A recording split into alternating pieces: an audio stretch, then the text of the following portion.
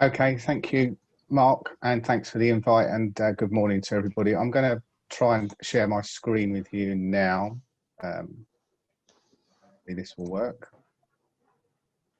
So I'll get straight into it. I'm going to have to whiz through these slides, everybody, so I apologise for that first off, because there's quite a lot to get through. Hopefully you can see the presentation, and nobody tells me otherwise, I'll assume that's the case. So this is around a 2-year journey for me. I suppose it was longer than that now, tracking the characteristics of lethal and potentially lethal intimate partner violence with partners. So a little bit about me, so I'll whiz through this. So my job up until very recently is that of a senior investigating officer for Kent Police, which essentially means that I run one of the 2 major incident rooms in the county, and my primary job really is investigating or leading investigations into homicides, and sadly of those, a fair number of those are domestic homicides, intimate partner homicides, and those that I was involved with, historically there was either none or very little police contact prior to the killing. So in policing terms, what that means is that an officer hadn't attended, we hadn't had a call and completed the domestic abuse risk assessment form, which then would have got logged into our system. So we didn't know about them essentially until the actual catastrophic event took place. And after an investigation and the trial, etc., there's always a domestic homicide review, which I expect many of you have heard from and may well have been involved in. That's where partners get together with a chair, and the investigation is discussed, and very often what may or could have been done to prevent it. And probably without exception, it was always the case that there was data amongst partners, including the police, that hadn't been shared between us that may possibly have triggered intervention or even possibly prevention. So the case that started this all off for me, as I was doing my day job, was a sad case of a young girl who lost both her parents. Essentially, her father murdered her mother. And when we looked at the retrospective data, amongst that was that there was a child protection referral. The child had been self-harming, and that was undoubtedly as a result of her parents' domestic situation. The victim had been suffering from depression. She discussed the case with the GP, and it was again to do with the difficulty in the marriage. Interestingly, the offender had been to A&E on a number of occasions, essentially discharged, deemed probably symptomatic of anxiety and mental health issues. As far as the police were concerned, there had been 2 low-level domestic abuse incidents, essentially harassment. They were recently separated, and they were deemed as standard or low risk on both those occasions. On the 3rd occasion, he was arrested and he was put before a court remand application. And I guess due to the low level or the low risk of what the offender was deemed to be from a police perspective and a court perspective, there wasn't sufficient to remand him. He was released on bail and he murdered the victim. So looking quickly at collaborative studies between police and health, there's none that I can find that are exclusively domestic abuse, and I'm sure there might well be one out there, but from my research couldn't find any. But there has been some in terms of assault. And the first one that I could find was in 1987, which was Shepherd and others, and that was really the first cross-tracking of violent crime across counties, across a policing area. And what that found was that 11% of victims reported by the police had attended, the police attended, and only 23% of victims within the boundaries of the police area where the study took place had attended the hospital were actually recorded by the police. At Sutherland in 2002, this was a 6-month study. Again, exclusive recordings by A&E represented 65% or over 65%, and over just under 24% recorded exclusive by police. The crossover was only 10.8%, so recorded by both agencies. Therefore, essentially any analysis by the police of the assault problem in that particular policing area could never identify the full picture. And then lastly, in Denmark in 2006, again, a similar picture, 74% of men and 69% of women who had been assaulted and attended A&E departments hadn't reported to police. And the other notable finding for me really was that albeit police recorded a steady increase in the study period of violence, from an A&E point of view, the frequency was steady on a single level. So identifying a consistent pattern of violence in those particular policing districts in Denmark, from a police point of view, it was changing. From an A&E point of view, it wasn't. So the police really are never going to be in a position there to identify what the real picture looks like. And this is all interpersonal violence. It wasn't specific abuse. So understanding that single agency data is useful, but it's very limited contributor to a full explanation of the pattern of serious and lethal intimate partner violence. I asked myself a question 2.5, 3 years ago. So how hard could it be to share data with our partner, including health?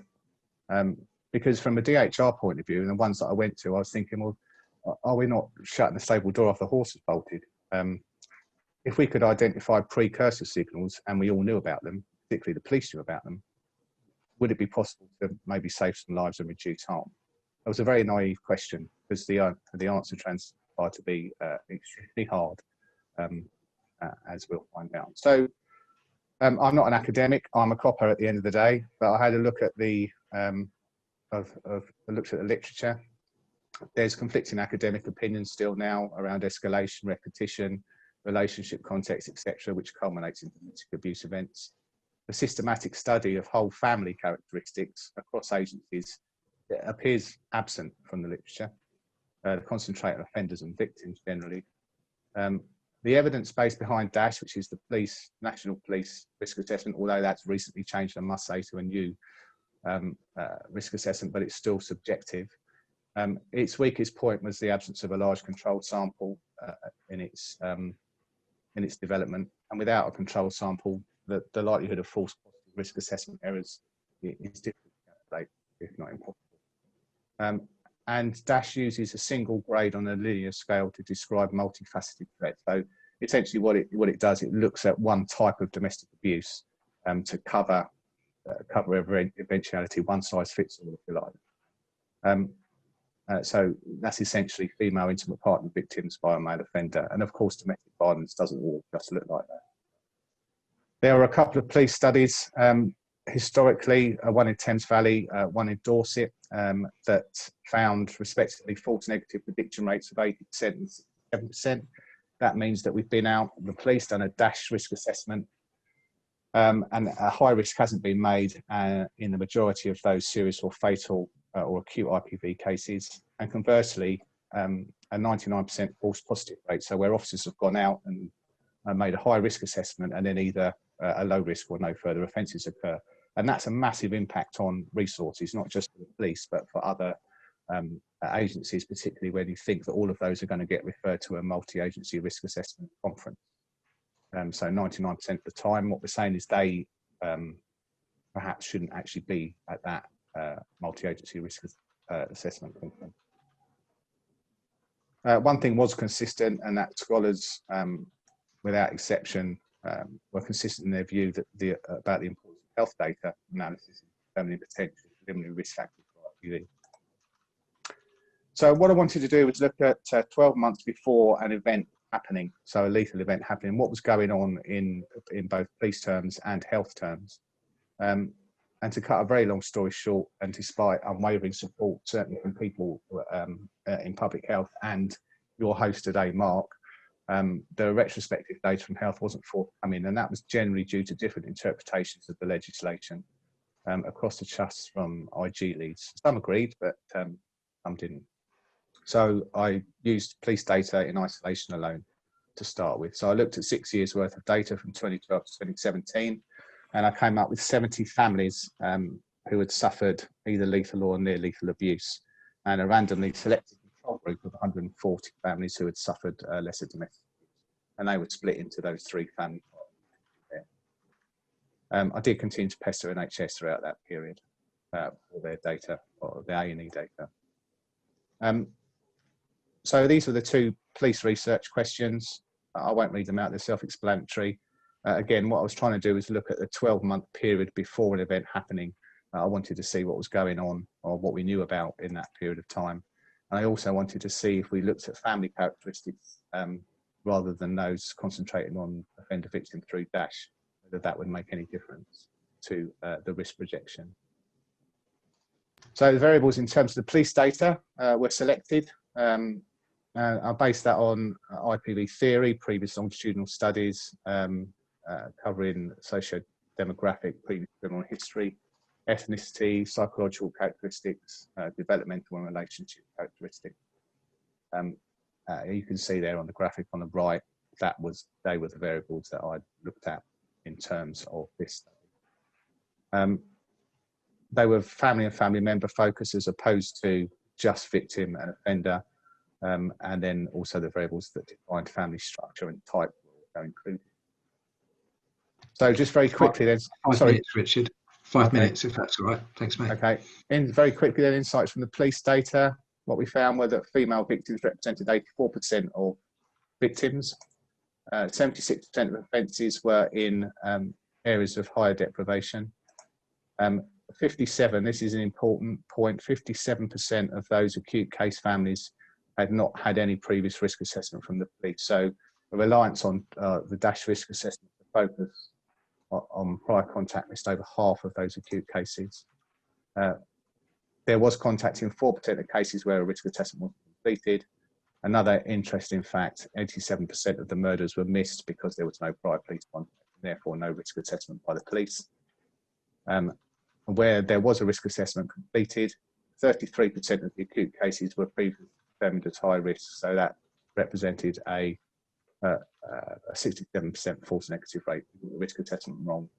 And then conversely, across the whole population where DASH was completed, there was over a 99% false positive rate. And that reflected the studies in other police areas, as you can see from the graphic, Dorset, Thames Valley and Hampshire. If you look at the no prior risk assessments and also the false negative rates, very high. So these were the, looking at a family lens, these were the significant results in terms of various different types of testing, dependent upon the variable type. So I won't go through all of that, but some of them aren't surprising. So if there was other crime by the victim historically in that 12 months, that was significant. Previous violence offender, not surprising, I guess. Prior instance of DA, higher in all of these, higher in the case group. Biological father was interesting. That was more representative in the case group than the control group, where there was a biological father present. And then again, probably not surprising, cumulative family violence, more prevalent in the, significantly so in the case group. And then when we looked at the categorical variables, childless families, 4.8 times more likely in the case group, other families more likely in the control group. And then the last three, probably hardly surprising. So where we had a marker on our system for mental health, child protection or suicidal ideation, also far more prevalent in the case group. So those that suffered an acute case. So what from that, okay, so findings centered on single agency data will still continue to frustrate the identification of a significant assessment of the paradigm in Kent of DA. We can't really ignore the external validity because it's replicated over 4 large other policing areas. And bearing in mind that the 57% of families of no prior DA report in that case group, the importance of other agency data can't be understated when we think that only 1 in 5 intimate partner violence are reported to the police. And then I asked this question, can we carry on using this risk assessment process, which increasingly seems to be a flawed practice? Perhaps we ought to look at a taxonomy of classification of different abuse types. And police are only going to be able to gauge levels of escalation based on what's reported to them. So we're talking about 20% of the picture. 83% of the DHR reviews, the domestic homicide reviews, all identified backgrounds of suicidal ideation, violence, etc., before the placement. I'm going to skip through these really quickly. It is important, but I'm going to go to because of the time. This was the argument that was proffered to IG leads across the acute trust in Kent. But simply put, we could talk about that all day. So the argument put forward really centred around the public interest task. It derived from the prevention of lethal or near lethal intimate partner violence. The substantial public interest to allow for the processing of special category data, i.e. the health data from an A&E, was the potential to invoke police and partner intervention as a subsequent to processing and analysis of the data prior to a lethal or near lethal IP event occurring in the future. And it was proportionate in terms of the scientific research purposes, as the ultimate aim was to save lives and prevent serious harm. 21.4 of GDPR talks about the right to object, but where we are looking at the processing is necessary for the performance of a task, that task being to identify those at risk of lethal or near lethal IPV, and the public interest is reducing harm and saving lives. That allows an abstraction of that objection. So the sticking point really, and I accept the interpretation of data protection law and guidance is subjective. There's really only one way to interpret it. There was discord and disagreement, not only in terms of the interpretation of the legal basis to share data, but also in terms of what the research was. Was it medical or scientific? Well, my view was we weren't performing medical research in terms of any clinical intervention, but it was scientific research in pursuit of law enforcement prevention purpose.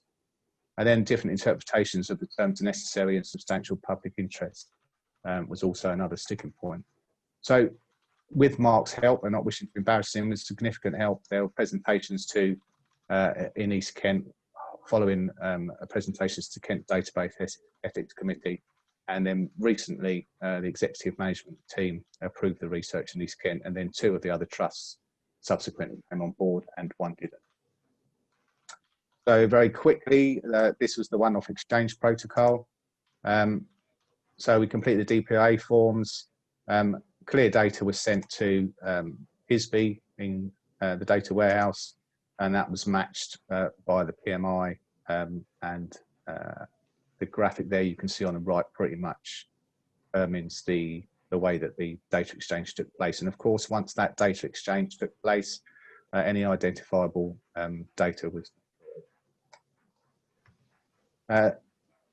So once the data had been matched, comparative and correlational statistics were performed.